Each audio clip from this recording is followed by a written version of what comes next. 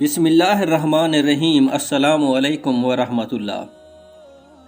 حضرت علی رضی اللہ تعالی عنہ نے اپنا ولیمہ کب کیا تھا؟ نکاح کے دن یا اس کے دوسرے دن یا تیسرے دن؟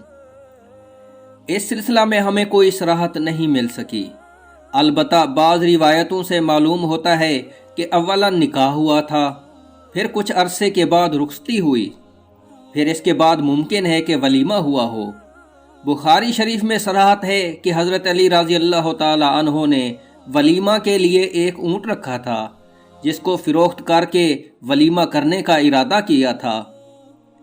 نیز ایک حدیث مبارک میں ہے کہ جب حضرت علی رضی اللہ تعالی عنہ نے حضرت فاطمہ رضی اللہ تعالی عنہا کو پیغام نکاح دیا تو آپ صلی اللہ علیہ وآلہ وسلم نے ارشاد فرمایا، شادی میں ولیمہ کا ہونا ضروری ہے۔